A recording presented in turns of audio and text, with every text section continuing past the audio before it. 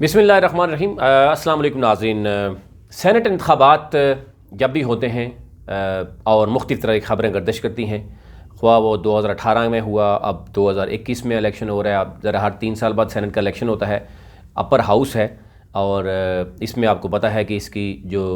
Senator जो होता है वो 6 साल के लिए मुंतखब होता है और ये एक ऐसा ऐवान है जो कभी भी जो है वो डिज़ाल्व या वो नहीं रहता, क्योंकि हम देख रहे हैं कि हर 3 साल बाद इसके बाद इलेक्शन होता है। टोटल सेनेटर अगर 104 हैं तो हर 3 साल बाद 52 रिटायर्ड होते हैं और 52 नए आ जाते हैं। तो इस तरीके से ये ऐवान जो है वो हमेशा जो है वो आप देखते हैं कि वो वर्किंग पोजीशन में होता है। लेकिन जबकि आपने देखा होगा कौमी असम्बली जो है ज़ाहिर इंतखाबात होते हैं दोबारा से, वो क्यों अवामी नुमाइंदे होते हैं, लेकिन सेनेट की जो नुमाइंदगी है वो आपने देखा कि सूबों के हिसाब से वहाँ पर अब बलूचिस्तान की अगर हम बात करें तो वहाँ कम से कम जो हमारे मेंबर सूबाई असम्बली है उनके वोट से सेनेटर आएंगे, क्योंकि चारों सूबों की नुमाइंदगी एक तरह की है। अगर हम एक बात करें 104 हैं, उसमें इस्लामाबाद के अलावा चारों सूबों की नुमाइंदगी एक तरह की है और उसमें ज़ाहिर है आबादी अगर कम होगी, सीट्स कम होंगी मुतलका जो है वो सूबे में, उसके सेनेटर्स जो हैं लेकिन फिर भी उतने ही आते हैं।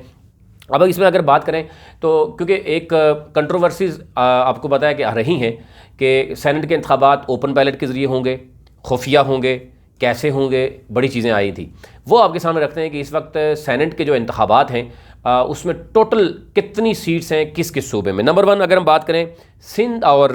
बलूचिस्तान में 11-11 हैं। खैबर पख्तूनख्वा में और अगर हम बात करें पंजाब और सिंध में 11-11 पोजीशंस हैं, यानी सेनेटर सामने आएंगे। बलूचिस्तान और खैबर पख्तूनख्वा में 12-12 आएंगे और इस्लामाबाद की 2 नशिस्तों पर पोलिंग होगी। अगर इस तरह आप देखें तो 11-11 जो हैं वो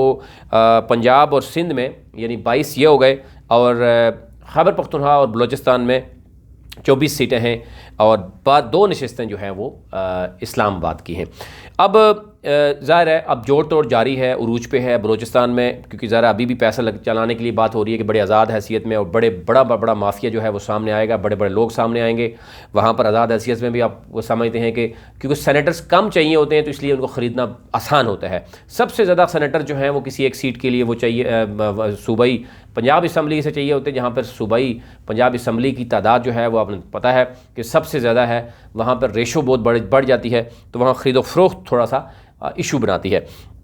अब ये कहा जा रहा है सेनेट के हवाले से जो इलेक्शन है, इलेक्शन कमीशन ने कहा है कि सेनेट इंतखाबात के लिए तैयारियां शुरू कर दी गई हैं और कब होंगे ये कहा जा रहा है कि जो रिटर्निंग ऑफिसर्स हैं और पोलिंग अमले की तैनाती उस पर बाकायदा तौर पर तैयारियां शुरू कर दी गई हैं। उनकी ट्रेनिंग के मराहिल शुरू हो गए हैं और 3 मराहिल में उनकी जो ट्रेनिंग्स हैं वो हो रही हैं। ऑफिसर की ट्रेनिंग पर काम शुरू कर दिया गया है। पोलिंग अमले की 2 मरहलों में कहा जा रहा है कि तरबियत होगी और पहले बैच की ट्रेनिंग अभी बताया जा रहा है